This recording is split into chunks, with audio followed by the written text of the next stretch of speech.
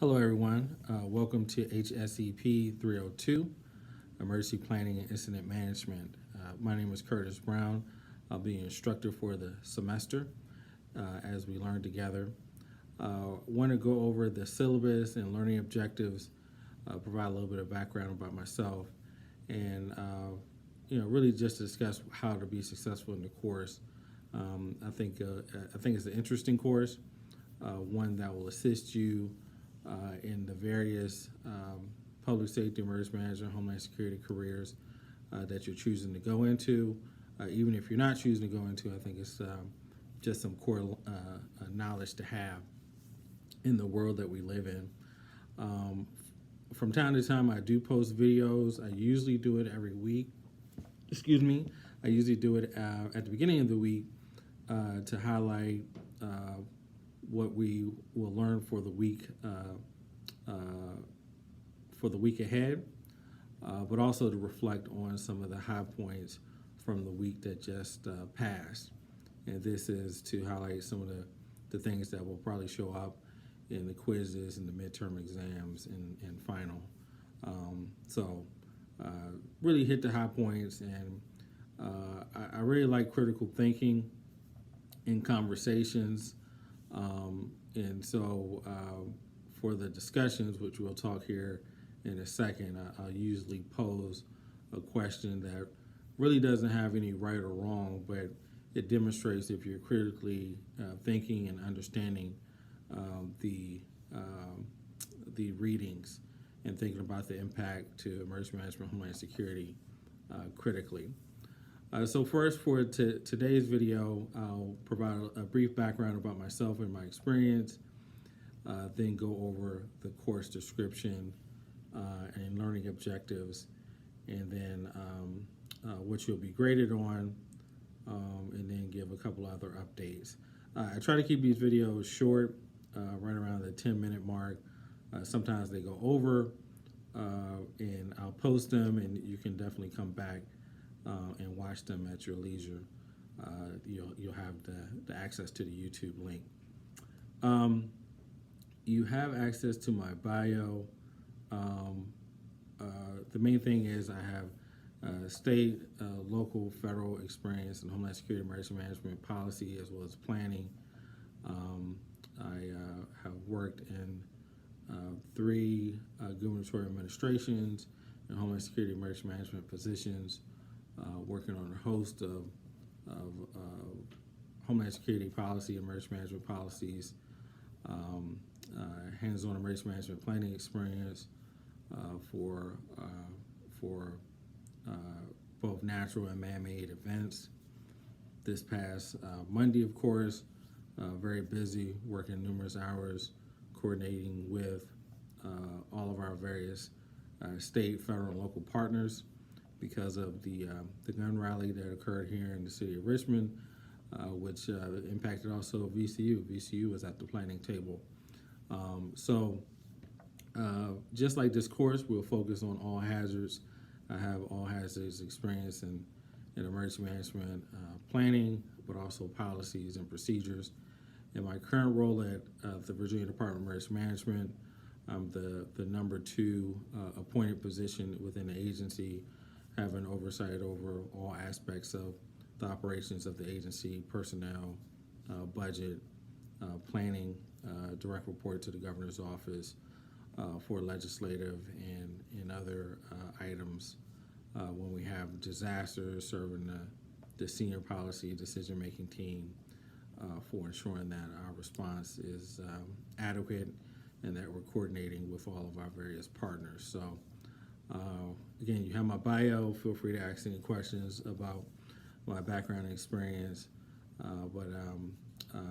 I've enjoyed the career in public service. I see many of you all from your introductions are interested in public service, which I think is great. We need you.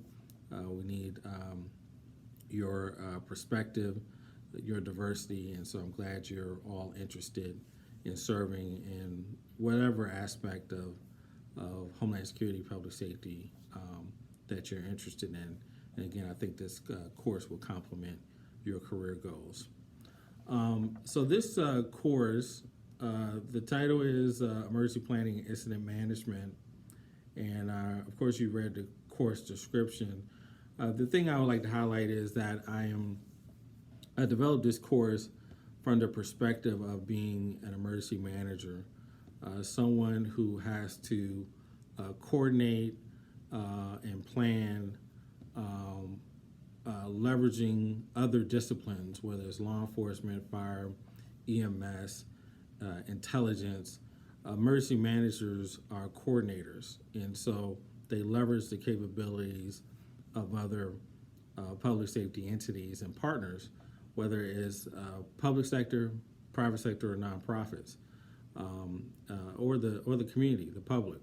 And so the course is structured to look at the core phases of emergency management: preparedness, mitigation, protection, response, and recovery.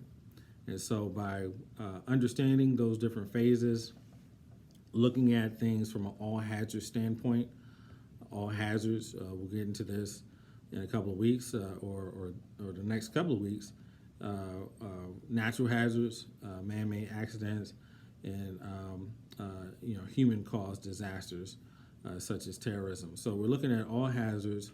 We're looking from the role of the emergency manager, and we're looking through each phase of emergency management and pulling together the appropriate entities and individuals and capabilities to adequately prepare, mitigate, protect, respond, and recover from disasters.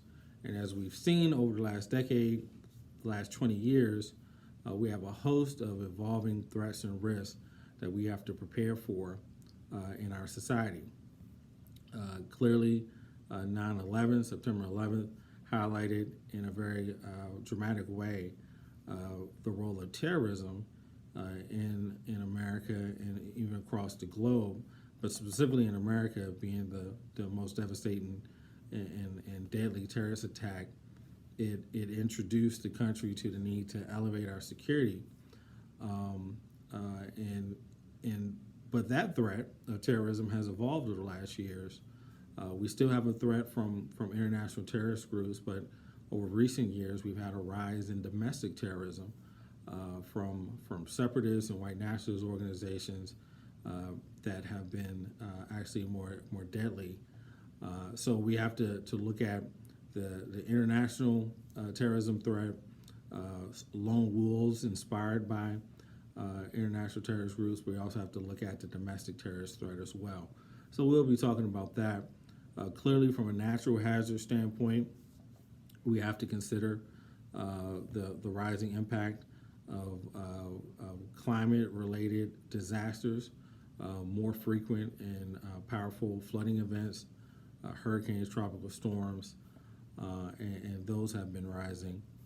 We also have to look at man-caused incidents and accidents, bridge collapses, hazardous material spills.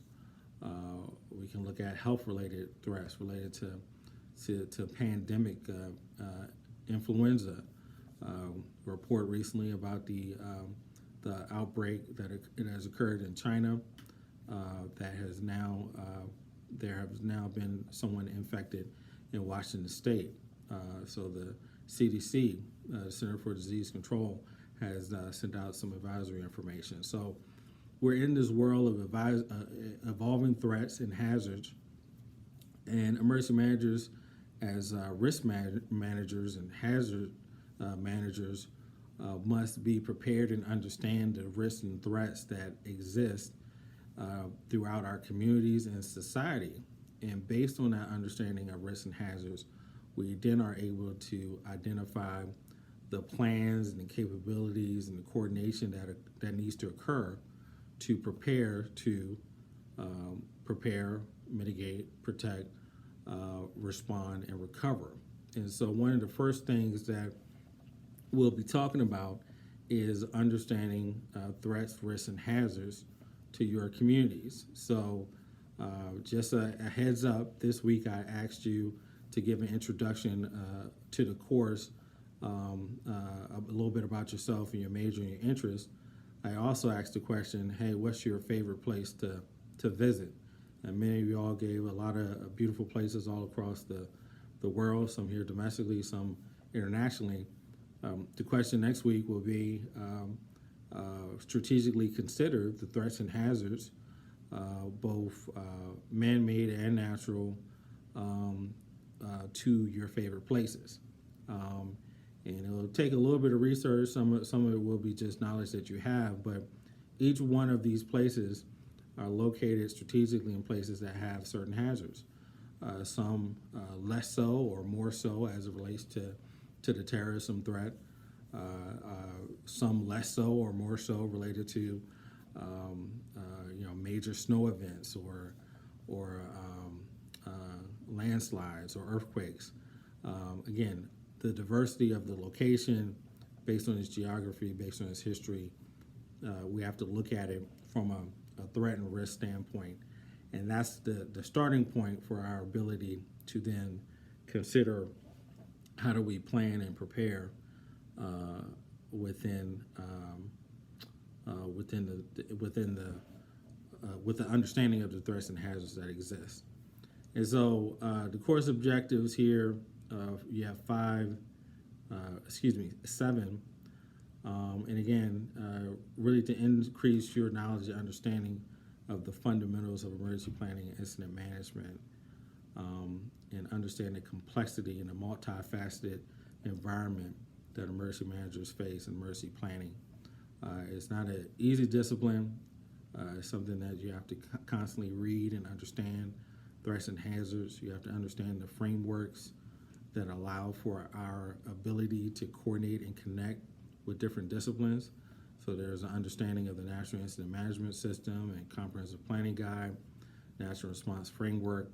These are all efforts over the last 2 decades that have assisted with promoting a more collaborative, cohesive response and understanding of emergency management and disaster planning. So again, it's really important to understand that. And really want you to understand the unique stresses that face both emergency managers and local, state, and federal decision makers as it relates to emergency management. There is a textbook for the course. Just an update, I spoke to the bookstore, and they do anticipate having the book here available at the bookstore by Friday. This Friday, January, what would that be? 21st, 22nd, 23rd, 24th. The 24th of January, the book should be available. I did provide a link in the first announcement with how to get the book directly from the publisher and the online version. But I did confirm with the bookstore that they anticipate the book being there by Friday, and I'll provide any other updates as I get those. So as it relates to assignments and your grading, there are essentially 5 major components of grading for the course. Class participation, there's a weekly discussion question. Your initial post to the discussion question will count as 10 points, and then I'll ask you to provide reflection or feedback on 2 of your other classmates' posts, which will be 5 points each. I'll send out a matrix for each week of your discussion questions, approximately 10 weeks of discussion questions. And in that matrix, I'll ask you to put the names of the folks that you have reflected on. I'll be doing a continuous audit throughout the semester, and we'll have your first half of the semester prior to midterm initial grade posted. But I want you to keep up to date with who you reflected on and email that to me. I'll have the dates that you need to send those to me up over the next week or 2.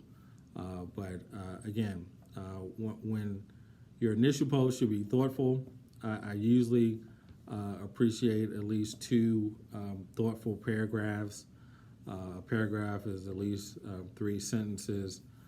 You do not have to cite your sources.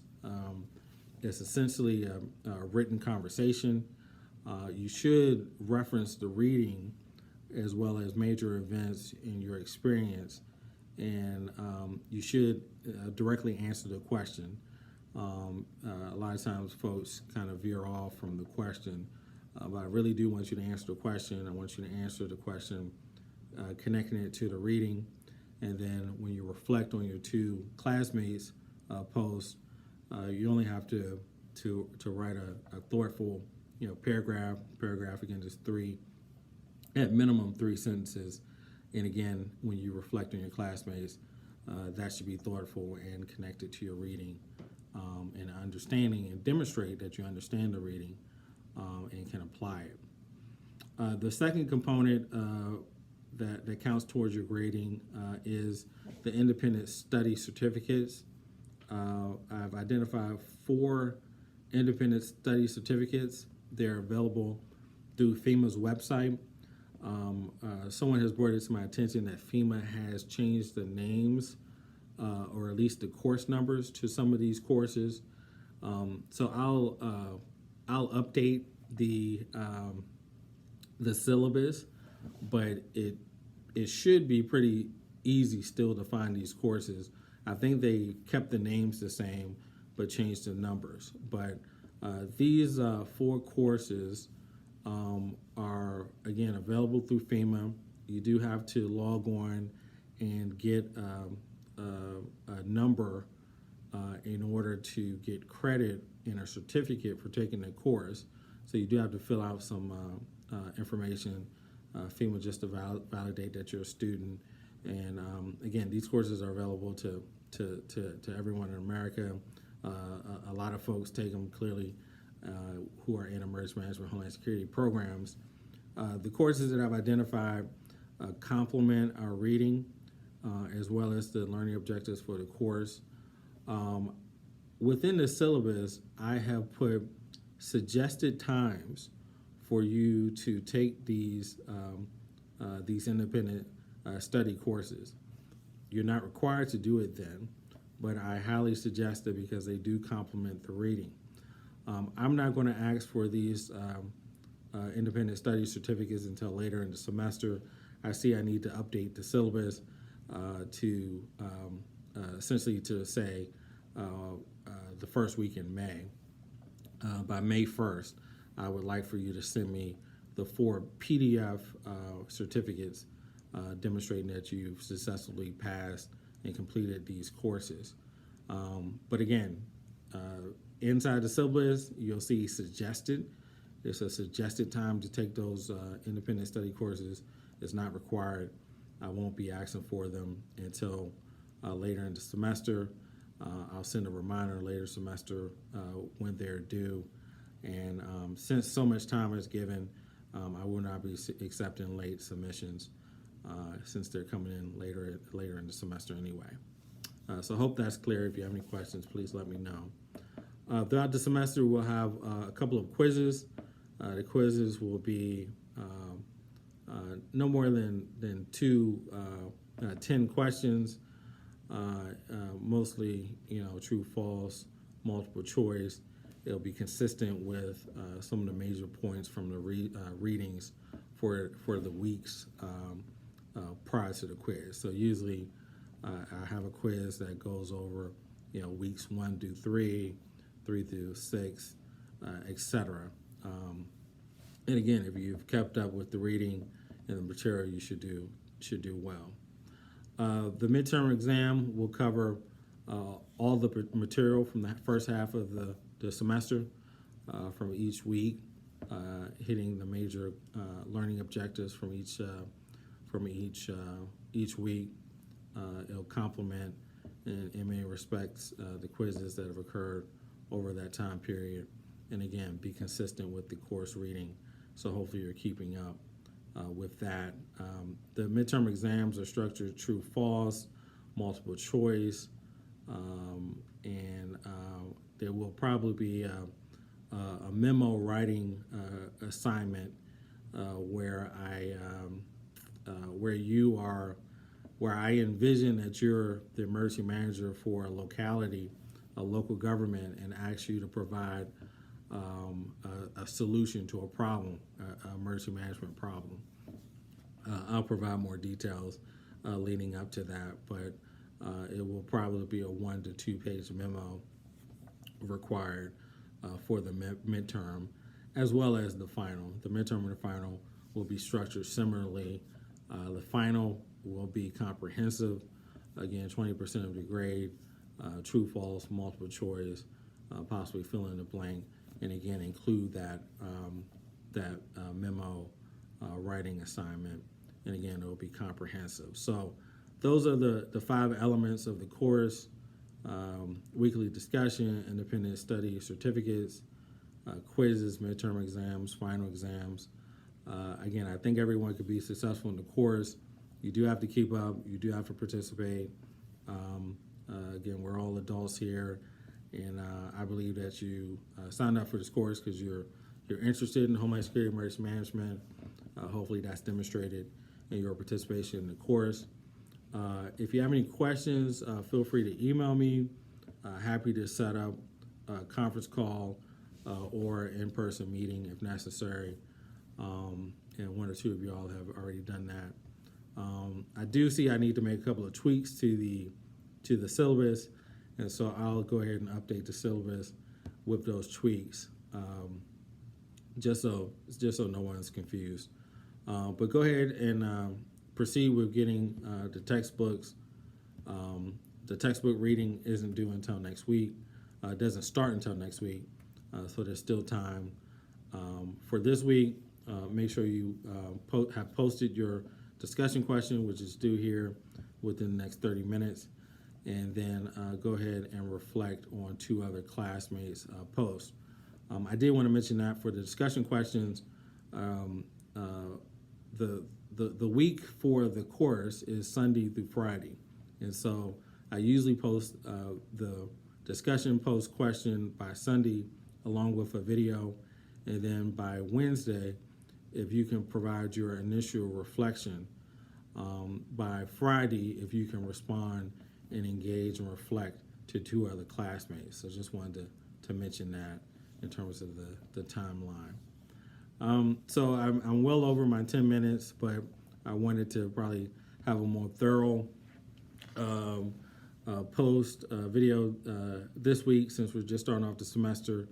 Again, look forward to learning with you. Feel free to ask any questions. I'll be providing some reflections to your post, so check those out, and I'll be engaging you as well through the discussion questions. Again, feel free to reach out, and look forward to learning with you this semester. Thank you.